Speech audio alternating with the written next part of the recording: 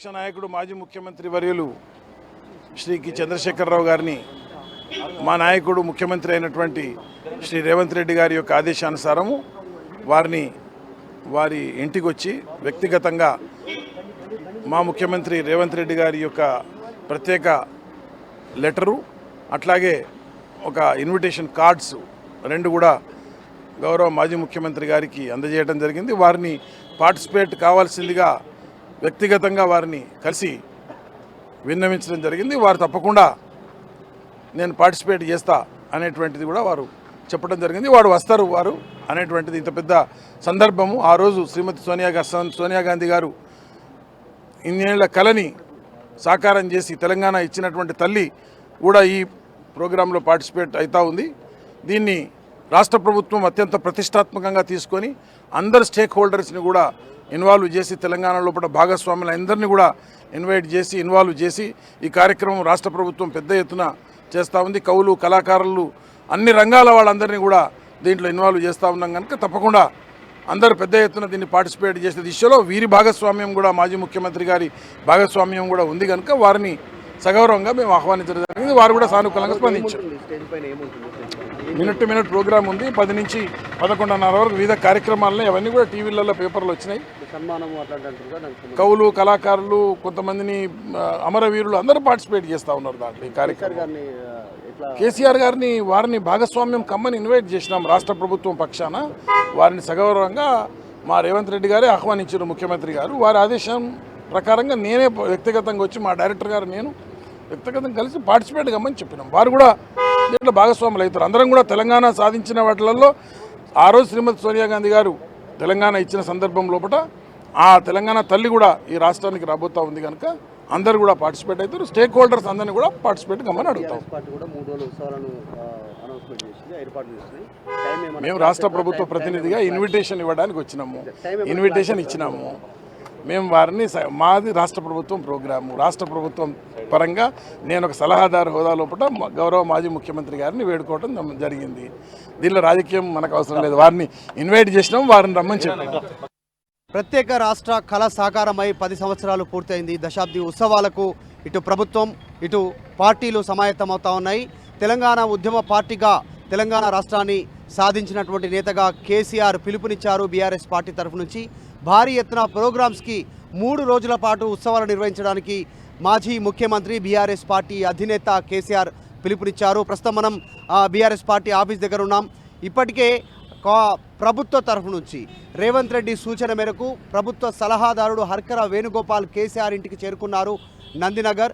అక్కడ కేసీఆర్కి ప్రభుత్వ తరఫున ఇచ్చేటువంటి ఇన్విటేషన్ ఆహ్వాన పత్రికనిచ్చారు. పెరేడ్ గ్రౌండ్లో జూన్ 2న జరిగేటువంటి ఆవిర్భావ ఉత్సవాలకు సంబంధించినటువంటి కార్యక్రమాలలో భాగస్వాములు కావాలనేటువంటిది కేసీఆర్కి హర్కర వేణుగోపాల్ రేవంత్ రెడ్డి తరఫున ఆహ్వాన పత్రిక అందించారు.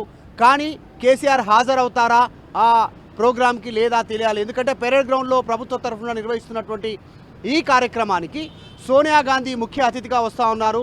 అఫీషియల్గా ప్రభుత్వం తరఫు నుంచి ఇంకా అఫీషియల్గా అనౌన్స్మెంట్ రాకపోయినప్పటికీ ఆమెను ఈ 10 సంవత్సరాలకు సంబంధించినటువంటి ఆవిర్భావ ఉత్సవాలు ఆమెను భాగస్వామ్యం చేస్తూ ఉన్నారు. ఆమెను సన్మానిస్తూ ఆమె చేతుల మీదుగా కొద్దిమంది అమరవీరుల కుటుంబాలకు సన్మానం చేయాలనేటువంటిది కాంగ్రెస్ ప్రభుత్వం రేవంత్ రెడ్డి ముఖ్యమంత్రి ఆధ్వర్యంలో నడుస్తూ ఉంది. అయితే రేవంత్ రెడ్డి సర్కార్ నుంచి కేసీఆర్కి ఆహ్వాన పత్రిక అందింది. నందినగర్లో ఉన్నటువంటి కేసీఆర్ నివాసానికి ప్రభుత్వ సలహాదారుడు ప్రభుత్వ దూతగా వచ్చి ఆహ్వాన పత్రిక అందించారు. కానీ అదే రోజు జూన్ 1, జూన్ 2, జూన్ 3వ తారీఖుకి సంబంధించినటువంటిది భారీగా కార్యక్రమాలు బీఆర్ఎస్ పార్టీ అధినేత పిలుపునిచ్చారు. బీఆర్ పార్టీ శ్రేణులకు 10 సంవత్సరాల దశాబ్ది ఉత్సవాల్లో పాల్గొనాలి అందరూ అంటూ మొదటి రోజు జూన్ 1వ తారీఖు రోజున కేసీఆర్ ఆధ్వర్యంలో నాంపల్లి అసెంబ్లీ ఎదురుగా ఉన్నటువంటి అమరవీరుల స్తూపం గన్ పార్కు నుంచి ర్యాలీగా వెళ్ళి అమరవీరుల సంబంధించినటువంటి సెక్రటరియట్ ఎదురుగా ఉన్నటువంటి అక్కడి వరకు, తర్వాత అమరవీరుల సంబంధించినటువంటి మరొక సింబాలిక్ గుర్తుగా ఉన్నటువంటి అమరజ్యోతి వరకు భారీగా ర్యాలీ, క్యాండిల్ ర్యాలీ నిర్వహించడానికి సిద్ధమయ్యారు. కేసీఆర్ అక్కడి నుంచి బయలుదేరకంటే ముందు అమరవీరుల సంబంధించినటువంటి స్తూపం దగ్గర నివాళులు అర్పిస్తారు. అమరులకు సంబంధించినటువంటి ప్రాణ త్యాగాలకు తెలంగాణ సాధించినటువంటి పరిస్థితులను గుర్తు చేసుకుంటూ తర్వాత ఆయన రెండవ రోజు కార్యక్రమాలు, పార్టీ కార్యక్రమాలు జూన్ 2న ఇక్కడ భారీ ఏర్పాట్లు చేశారు. మనం ఏర్పాట్లు చూడవచ్చు, ఏర్పాట్లు జరుగుతూ ఉన్నాయి. ఫ్లెక్సీలు భారీగా కేసీఆర్కి సంబంధించి ఉద్యమ గుర్తులను గుర్తు చేసుకుంటూ ఆ సమయంలో కేటీఆర్, హరీష్ రావు, కేసీఆర్ అలాగే మిగతాకు సంబంధించినటువంటి నాయకులంతా కూడా ఎవరెవరైతే రాజధాని రోడ్లపై తెలంగాణ వంట వార్పు ప్రోగ్రాంతో కావచ్చు విడిపోయి ఇలా అన్ని కేసీఆర్ ప్రొఫెసర్ జయశంకర్ సార్తో ఉన్నటువంటి ఫోటోలతో ఇక్కడ భారీగా ఫ్లెక్సీలు ఏర్పాటు చేశారు. మనం చూస్తూ ఉన్నాం ఉద్యమ సమయానికి సంబంధించినటువంటి గుర్తులను గుర్తు చేసేలా ఇవన్నీ ఏర్పాట్లు చేశారు. కానీ మరి జూన్ 2 రోజున ఈ ఏర్పాట్లు చేశారు. మనం చూస్తున్నాం లైట్స్ కానీ, అరేంజ్మెంట్స్ కానీ, టెంట్స్ కానీ.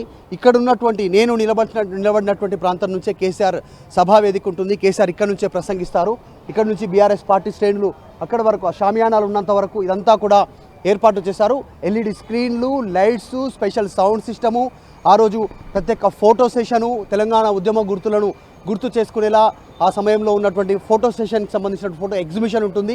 ఇవన్నీ ఏర్పాట్లు చేశారు. 3వ తారీఖు రోజు తెలంగాణ ఆవిర్భావానికి సంబంధించినటువంటి 10 సంవత్సరాలకు సంబంధించినటువంటి ముగింపు ఉత్సవాలను 3వ రోజు ఏర్పాటు చేశారు. 3వ రోజు జిల్లాల్లో జాతీయ జెండాతో పాటు బీఆర్ఎస్ పార్టీ జెండా ఎగరవేయాలి, తెలంగాణ అమరులను గుర్తు చేసుకోవాలి. ఆసుపత్రుల్లో తర్వాత సంబంధించినటువంటి కొన్ని ప్రాంతాల్లో అనాథాశ్రయాలలో పండ్లు సంబంధించినటువంటి ఇంకా కొన్ని పంపిణీ చేయాలి, వారందరికీ సేవ చేయాలి. తర్వాత భారీగా ర్యాలీలు నిర్వహించాలి. తెలంగాణ ఉద్యమ స్ఫూర్తులను మరొకసారి తెలంగాణ ప్రజలకు గుర్తు చేయాలంటూ ఇప్పటికే పిలుపునిచ్చారు కేసీఆర్. మనం చూస్తూ ఉన్నాం ఏర్పాట్లు, షామియానాలు కానీ ఇక్కడ ఏర్పాట్లు కానీ భారీగా బీఆర్ఎస్ పార్టీ స్టేట్ ఆఫీస్లో, హెడ్ ఆఫీస్లో ఇవన్నీ జరుగుతున్నటువంటి ఏర్పాట్లు. ఇంకా కొన్ని చూస్తూ ఉన్నాం లైట్స్ బిగిస్తూ ఉన్నారు. అటువైపు టెంట్స్ పూర్తి స్థాయిలో టెంట్స్ ఏర్పాటు చేస్తూ ఉన్నారు. ఎండకు ఇక్కడ వచ్చినటువంటి వారికి అన్ని ఏర్పాట్లు చేస్తున్నారు. అదే రోజు కేసీఆర్ ఇక్కడే ఉంటారు. కేటీఆర్, హరీష్ రావు ఇక్కడ వచ్చినటువంటి ఉద్యమ నాయకులతో కలిసి మధ్యాహ్నం ఈ కార్యక్రమాలు ముగిసిన తర్వాత భోజనం చేస్తారు. అన్ని ఏర్పాట్లు చేశారు.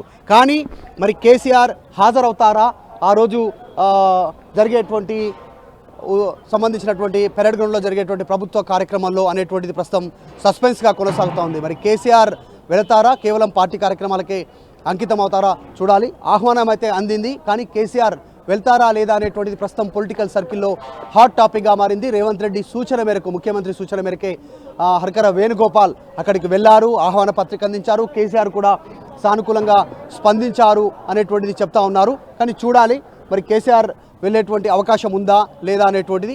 ఇక్కడ మాత్రం తెలంగాణ ఉద్యమ గుర్తులను గుర్తు చేసేలా ఆ సమయంలో ఉన్నటువంటి అన్ని ఫోటోలతో భారీగా ఫ్లెక్సీలు ఏర్పాట్లు చేసినటువంటి సిచ్యువేషన్ ఉంది. ప్రస్తుతం కేసీఆర్ వెళ్తారా లేదా అనేటువంటిది ఒక సస్పెన్స్ పొలిటికల్ సర్కిల్లో అయితే కొనసాగుతూ ఉంది.